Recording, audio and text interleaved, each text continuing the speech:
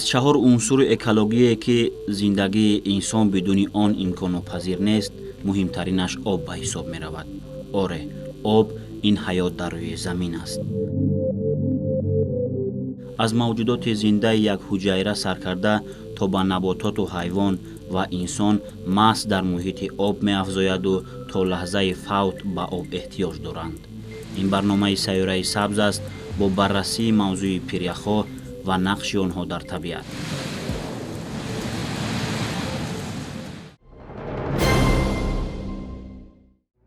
чун пиряхҳо захираи бузурги обӣ дониста мешавад ва асосан сарчашмаи оби дарёву кӯлу чашмаву рудҳо мебошад, дар оғоз мехостем назаре андозем ба рақамҳои оморӣ оиди захираи умумии обҳои ҷумҳурии Тоҷикистон. мувофиқи пешниҳоди маълумот аз ҷониби вазорати энергетика ва захираҳои оби ҷумҳурии Тоҷикистон, захираҳои обии кишвар чунин аст.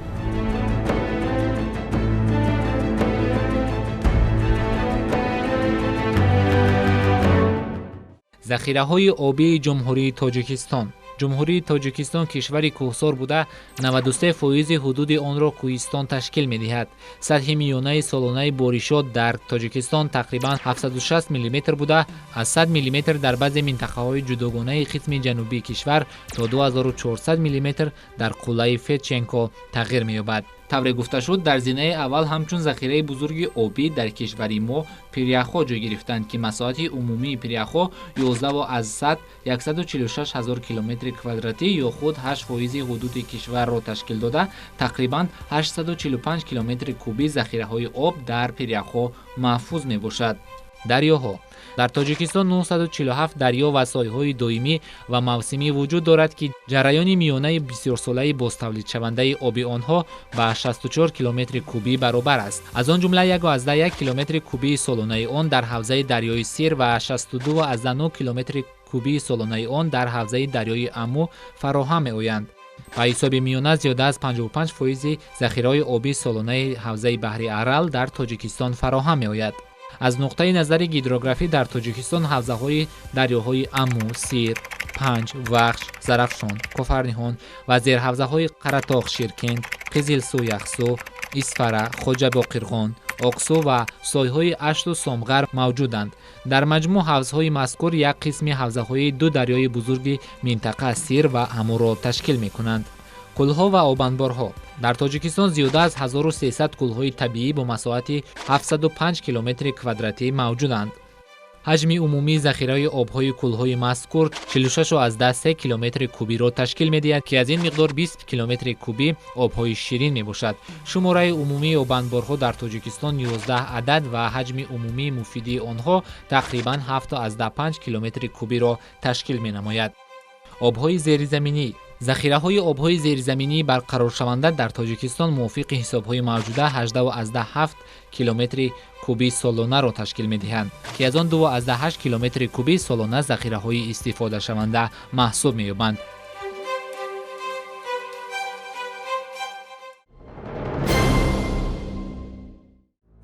об дар радифи хоку боду оташ аз унсурҳои табиии ҳаётофарин аст ки олами табиат миллиардҳо сол аст ки аз ваҳдату зиддияти чаҳор унсур ба ҳаёти худ муқовимат мебахшад. олами табиӣ ҳамчунон офарида шудааст ки як унсури табиат бедигар вуҷуд дошта наметавонад. масалан, об сарчашмаи ҳаёти мавҷудоти зинда аст ва дар навбати худ манбаи худи об обҳои барфу борон, хусусан захираи пиряхҳо мебошад.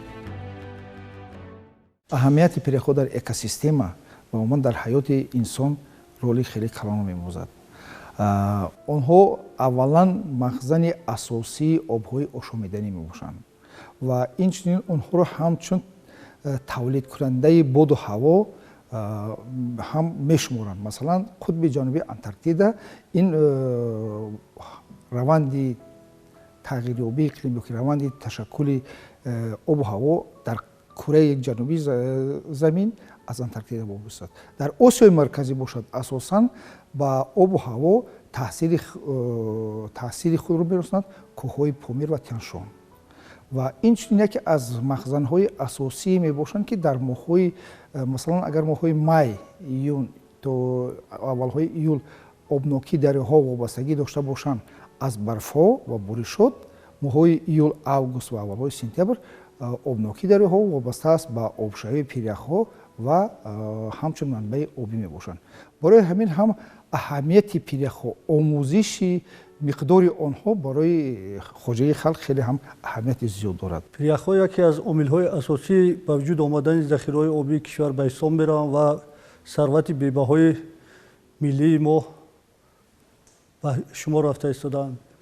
агар ба давраи яхбандии ҳудуди ҷумҳурии Тоҷикистон нигарем, албатта ин як давраи муайянеро дар бар мегирад ва 200 000 сол пеш аз ин давраи аввали яхбандии ҳудуди ҷумҳурии Тоҷикистон ба вуҷуд омада буд, ки маҳз дар ин давра яхбандиҳои асосӣ дар ҳудуди Помири Шарқӣ ба вуҷуд омада буданд ва майдони ин яхбандиҳо нисбат ба майдони яхбандии муосир қариб 3 маротиба зиёдтар буд. яъне масоҳати майдони ишғолнамудаи пиряхҳо ё ки яхбандиҳои давраи аввал ки давраи Тӯбчак номида мешавад 29570 километри мураббаъро ташкил медод.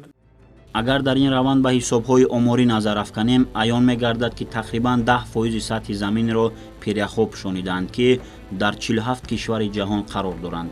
худи пайдоиши пирях аз ҳисоби боронҳои барфии дарозмуддат ва яхбандиҳои сардест, ки садсолаҳо пеш аз ин рӯз ба вуҷуд омаданд.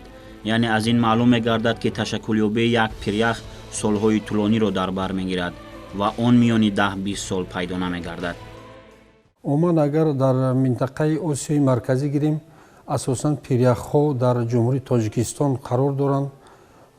пиряхҳо аслан дар болоби дарёи Зарафшон ва дар қисмати Помир.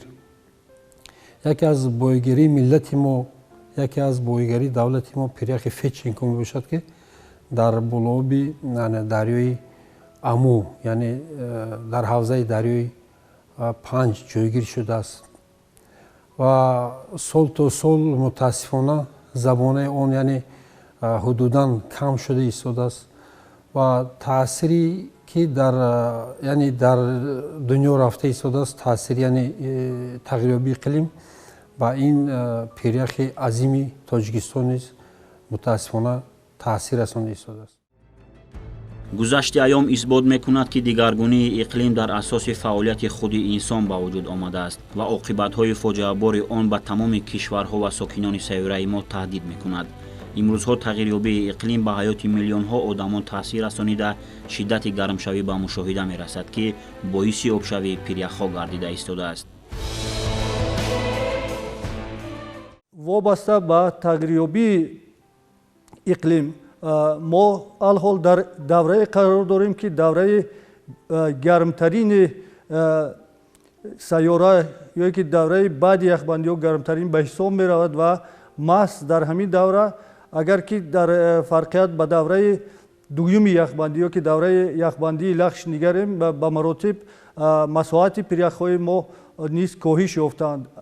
агар дар давраи яхбандии Лахш дарозии пиряхи Феченко зиёда аз 171 километр буд, имрӯз ин чуноне ки ба ҳамагон маълум аст аллакай ба 77 километр расидааст. ё ки пиряхи Зарафшон ки дар он давра зиёда аз 104 километр дарозӣ дошт, имрӯз дарозии ӯ қариб 4 маротиба коҳиш ёфта ба 27-12 километр расидааст. лекин имрӯз далелҳои илмӣ нишон медиҳанд, ки аз сабаби гармшавии иқлим яке аз омилҳое мебошад, ки пиряхҳо аз ҳад зиёд коҳиш ёфта истанд. барои ҳамин ки на ин ки обшавӣ, балки коҳишёбии пиряхҳо, яъне ки аз меъёр зиёд об шудани пиряхҳоро ин масъаларо мо бояд ки дида борем. аз ин лиҳоз масъалаи коҳишёбӣ яке аз масъалаҳое мебошад, ки олимони ҷаҳон кор мекунанд ва ҳар як минтақа раванди коҳишёбӣ худро дорад ва барои ҳамин ҳам имрӯз як маркази бо супориши ҷаноби олӣ маркази омӯзиши пиряхҳо таъсис дода шудааст дар назди академияи илмҳо ва масъалаи асосӣ яъне хусусиятҳои ки мансуб ҳастанд ба минтақаи мо, онҳоро бояд аввалан мо омӯзем, миқдори раванди коҳишёбиро омӯзем ва ба ҳамин нигоҳ карда бояд коркардҳои худро дошта бошем. сабаби асосии он тағйирёбии иқлим аст. яъне ба маълумоти яъне охирон то 1 дараҷа яъне дар курраи замин ҳаво یعنی گرم شده ایستاده است و اون تاثیری منفی میرساند. عامل‌های اساسی که در 100 سال اخیر وابسته به تغییریابی اقلیم به وجود آمد، مخصوصا در 60 سال اخیر یک باره از 0.8 تا 1.2 درجه بلند گردیدن هوا، این خود باعث کاهش یافتن پریخ‌ها و بین رفتن پریخ‌های خرد نیز گردید و محض در همین دوره هزارها پریخ در حدود جمهوری تاجیکستان نیز رو به نیستی آورد. اگر به تاریخ چنین عامل‌های منفی تاثیر اقلیم به ذخیره‌های پریخی یا که ذخیره‌های آبی نگریم، این محض سرچشمه میگیرد از رشد صنعت در سیاره، زیرا یکی از عامل‌های تغییریابی اقلیمی یا بلند رفتن حرارت هوا در سیاره این محض یک باره رشد یافتن صنعت در دولت‌ها بعد از سالهای 60 می باشد. محض یک باره استفاده به اندازه ذخیره‌های اداشونده طبیعت از جمله نفت، گاز و انگشت توانست مقدار گاز کربن را در اتمسفر زیاد گرداند و این یکی از عامل‌های تاثیرپذیر به کاهش یابی ذخیره‌های آبی از جمله پریخ‌های کشور گردیدند. مشاهده‌ها نشان می‌دهند که در 10 ساله اخیر حرارت میانه هوا تا درجه بلند شده ایستاده است که این را کارشناسان ساحه به تاثیر گرمخانه‌ها در نتیجه افلاس شوی هوا وابسته می‌دانند. بنابر سبب گرمشوی گلوبالی اقلیم یکی از کامپوننت‌های اساسی محیط زیست پریخ‌ها از همه تاثیرپذیرتر میباشند و عاقبت‌های بسیار ناگوار را نیز دارند. گرمشوی اقلیم یا تغییریابی اقلیم که در زمان حاضر به گازهای گلخانگی مخصوصا ربط می‌دانند، این باعث آبشوی پریخ‌ها و کم شدن میدان پریخ‌ها و کم شدن میدان برفپوش سیاره می‌گردد که در نتیجه با زیاد شدن آب اقیانوس و گرم شدن حرارت میانه روزانه هوا باعث می‌گردد. در روند تاثیرپذیری‌ها از گرمشوی گلوبالی اقلیم و آبشوی با صورت ذخیره‌های برفی و یخی ما به واسطه مشاهده می‌کنیم یک باره زیاد شوی سطح آب دریاها که در پی دارد شسته شوی، پیدا شوی جریان‌های سیلی، کاسته شوی خواجگی خلق در نتیجه آن با وجود می‌آید. طور بالا اشاره رفت اصلا پریخ این ذخیره بزرگ آب شیرین می باشد که گروهی از کشورهای دنیا وابسته به موقع جغرافی و جایگیریشان از این هدیه طبیعت بهره‌ور هستند و قسمت این نعمت را برای کشور خود ندارند. ولی جمهوری تاجیکستان از جمله آن کشورهایی است که در دامان زمین کوچک خود ذخیره بزرگ آبی و پریخ‌های عظیم را در منطقه امثال پریخ فیتچنکو دارد که منبع اساسی آب‌های شیرین کل و دریا و رودهای جمهوری دانسته می شود.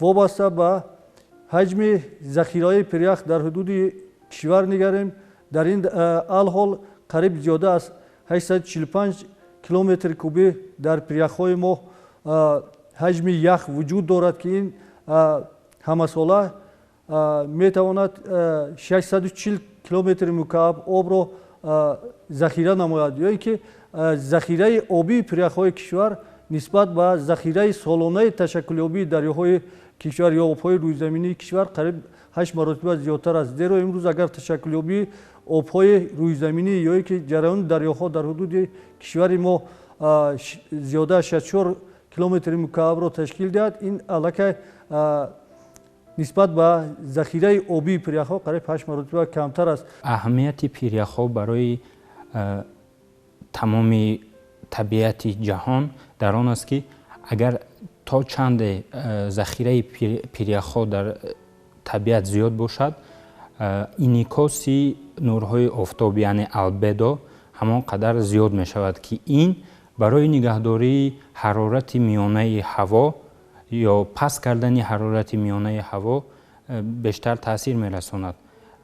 به مثال اینکه اگر که چند قدر روش انعکاس نوری آفتاب در طبیعت زیاد باشد، همان قدر بلندشوی حرارت هوا در تمام کره زمین کمتر می شود و این با гармшавии ҳаво дар тамоми кураи замин ва чихелаки ба истиснои дигар мегӯянд тағйирёбии иқлим таъсири худро мерасонад.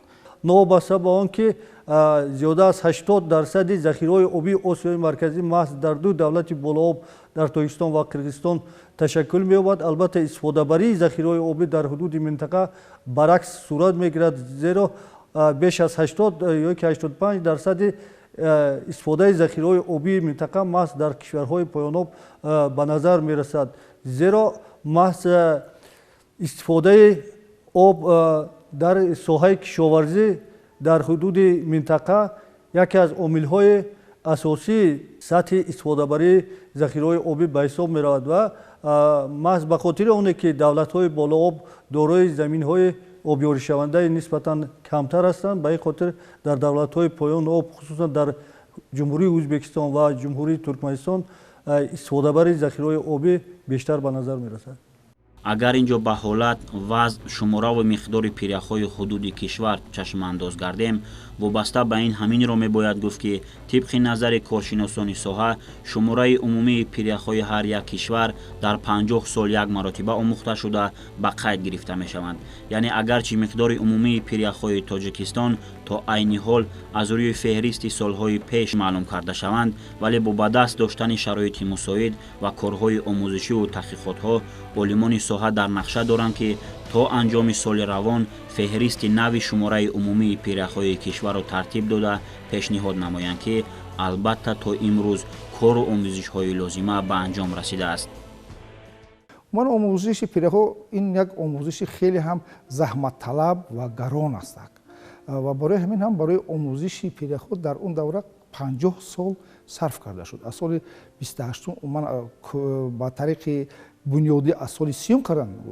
ин таҳлилҳо то солҳои 80 давом карданд ва натиҷаи кори 50 сола ин сохтани каталоги ё феҳристи пиряхҳои осиёи марказӣ ва аз он ҷумла ҷумҳурии Тоҷикистон буд ва мувофиқи ин таҳлилҳои муайян намуданд ки зиёда аз 8000 пирях дар ҷумҳурии Тоҷикистон ҷойгир аст ва умуман обнокии дарёҳо дар моҳҳои дар фасли тирамоҳ ва охири тобистон вобастагӣ аст ба ҳамин ва барои ҳамин ҳам имрӯз ба миён омадааст ки феҳрист хеле ҳам кӯҳна шудааст. таҳлилҳои мо нишон медиҳанд ки дар раванди тағйирёбии иқлим миқдори пиряхҳо умуман шумораи онҳо тағйир ёфтаистанд ва далелҳои дақиқро мо ҳангоми омӯзиш то охир расондани омӯзиш ба ҳукумати ҷумҳурии Тоҷикистон ба оммаи ҷаҳонӣ ва кормандон пешниҳод менамоем. маврид ба ёдоварист ки минтақаи аз ҳама бузурги пиряхҳои Тоҷикистон 60% ба қуллаҳои Исмоили Сомонӣ ва Рудакӣ маҳсубанд. маҷмӯи захираи ях дар пиряхҳо тақрибан 845 километр мебошад. дар ноҳияи мастчои кӯҳии вилояти Суғд пиряхи калонтарини вилоят бо номи Зарафшон мавҷуд аст. дарозии пирях 26 километр, масоҳаташ бо шохобҳо 113.9 километри мураббаъ аст. пиряхи Зарафшон дар 2800 метр аз сатҳи бар ҷойгир аст. хати барфӣ дар баландии 3900 метр ҷойгир аст. аксар қуллаҳои кӯҳӣ масалан қаторкӯҳи Хурама 3769 метр, ағбаи шаҳристони қаторкӯҳҳои Туркистон 3378 метр пиряхҳои фаровон доранд. як вобастагии боришотро ва коҳишёбии пиряхҳоро агар як муқоиса намоем, масалан дар Помири Шарқӣ барф хеле ҳам кам меборад. ҳамагӣ аз 40-50 сантиметр боло намешавад. аз ҳама ҷазо то 70 сантиметр.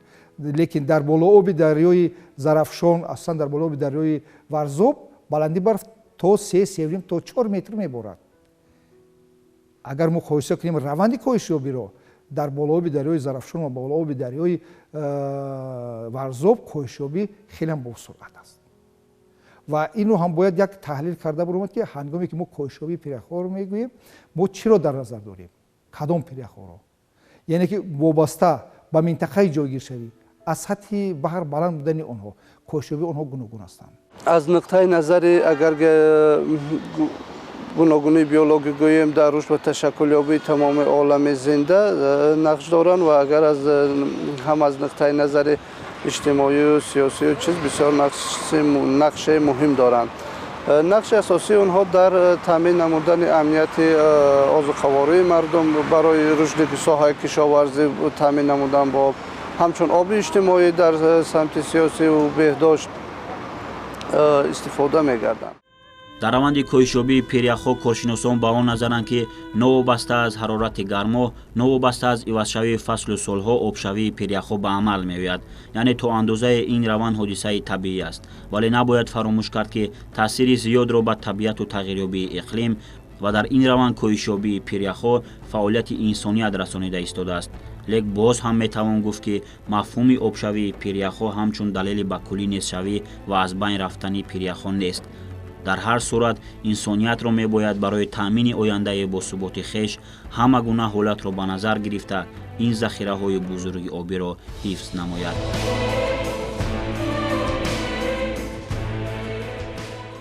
масалан агар як вобастагии боришотро ва кӯҳишёбии пиряхҳоро агар як муқоиса намоем, масалан дар помири шарқӣ барф хеле ҳам кам меборад. ҳамагӣ аз 40-50 сантиметр боло намешавад, аз ҳама зиёд то 70 сантиметр. лекин дар болооби дарёи Зарафшон, асосан дар болооби дарёи Варзоб баланди барф то 3 то 4 метр меборад. агар муқоиса кунем раванди кӯҳишёбиро дар болооби дарёи Зарафшон ва болооби дарёи Варзоб, кӯҳишёбӣ хеле босуръат аст. ва инро ҳам бояд як таҳлил карда баромад ки ҳангоме ки мо кӯҳишёбии пиряхҳоро мегӯем, мо чиро дар назар дорем, кадом пиряхҳоро, яъне ки вобаста ба минтақаи ҷойгиршавӣ аз сатҳи баҳр баланд будани онҳо, кӯҳишёбии онҳо гуногун ҳастанд. имрӯзҳо натиҷаи мушоҳидаҳои агентии обуҳавошиносии кумитаи зимоити зисти назди ҳукумат ҷумҳурии Тоҷикистон нишон медиҳад ки пиряхҳо ҳаракаткунанда асосан пиряхи хирсон дар ҳавзаи дарёи Ванҷ яке аз пиряхҳои ҳаракаткунандаи асосӣ маҳсуб меёбад ки натиҷаи таҳлилҳои таърихӣ нишон медиҳад ки якчанд маротиба пиряхи мазкур ҳаракат намудааст ва бо бастани маҷрои дарёи Абдуқаҳор ҷараёнҳои калони селиро ба вуҷуд овардааст. албатта наметавон тарафи манфии масъаларо дар назар нагирифт, яъне дар мавриди босуръат кӯҳишёбии пиряхҳо ва дар натиҷа кандашавию ба оби уқёнусу баҳрҳо ҳамроҳ гаштан болоравии сатҳи обҳо ба амал омадани обхезиву паёмадҳои нохушро ба миён меорад. маҳз истифодаи ғайриоқилонаи захираҳои табиӣ аз ҷумла пирях ва захираҳои обӣ метавонад он офатҳоеро ба сари инсоният оварад ки мушкилоти дигареро дар ин замина ба вуҷуд меорад ва хатари офатҳои табиие ки солҳои охир дар минтақа, дар мамлакат ва дар сайёра ба вуҷуд омада истодааст, худ бозгӯи ин гуфтаҳо ҳастанд.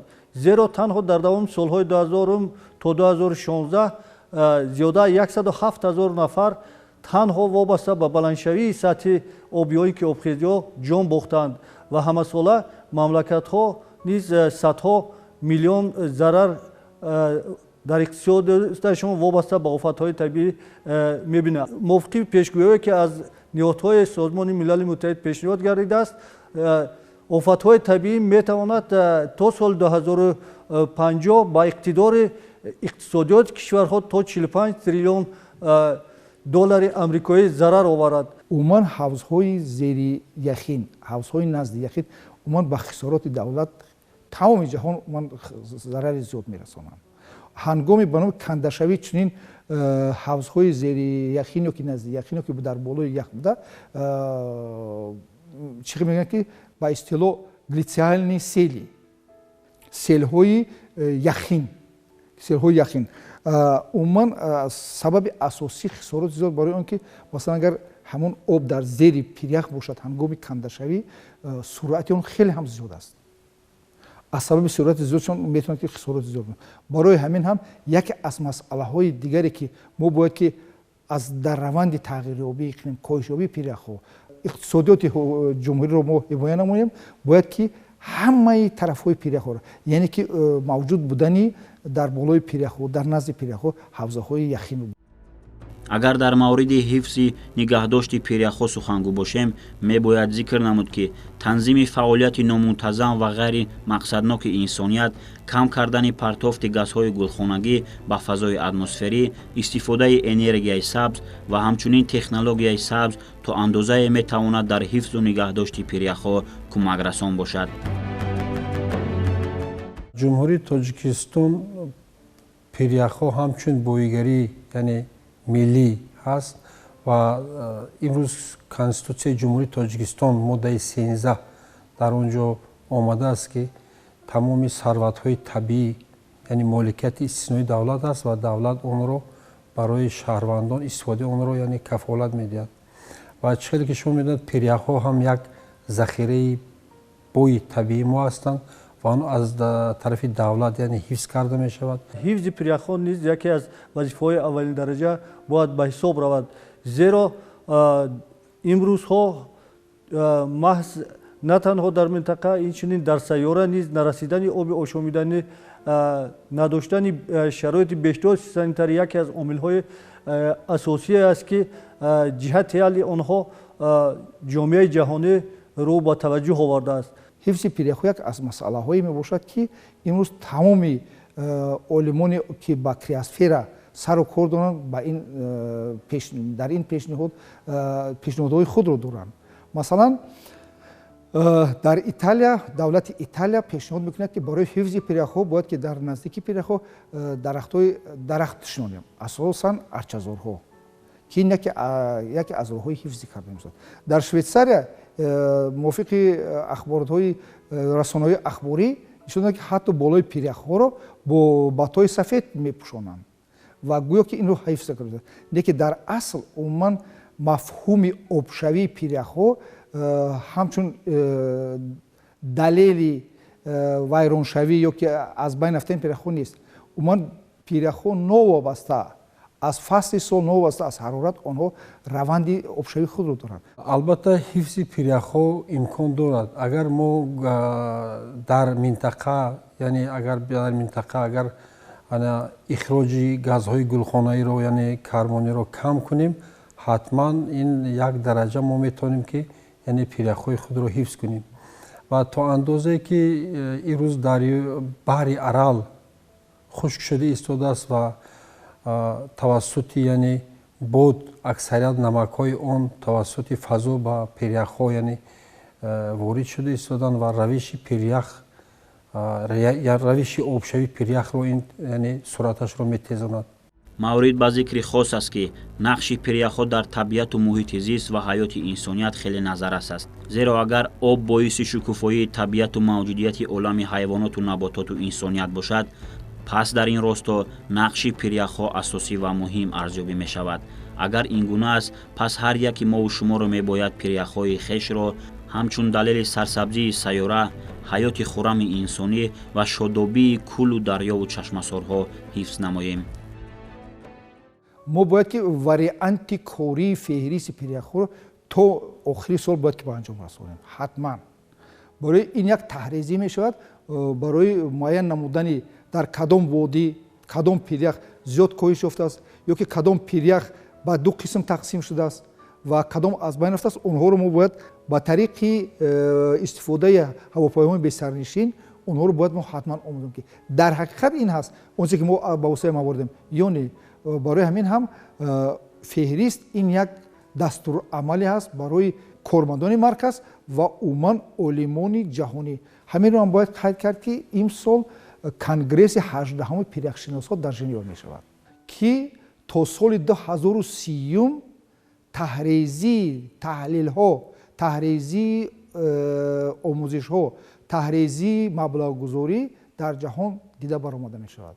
ва ҷумҳурии Тоҷикистон дар он ҷо яке аз ҷумҳурие мебошад, ки худро муаррифӣ менамояд ва проблемаҳое ки дорад дар он ҷо гузошта мешаванд ва роҳҳои ҳалли онро ҳам мо дар он ҷо масъалагузорӣ мекунем ва талаб менем, ки онҳо бо назардошти зарурият маблағгузорӣ шаванд. тавре аз андешаҳои мутахассисон аён гардид, агарчи дигар наметавон ба тағйирёбии глобалии иқлим монеъ шуд, вале инсоният бо фаъолияти бошуурона ва мақсадноки худ метавонад ба ҷараёни он таъсир расонад. дар ин самт олимону коршиносони соҳаро мебояд дар омӯзиш, таҳлил ва пешниҳоди маълумоту чораҳои мақсаднок амиқтар кор бурда, чорабиниҳои тарғиботиву ташвиқотиро дар ин самт бештару беҳтар намоянд.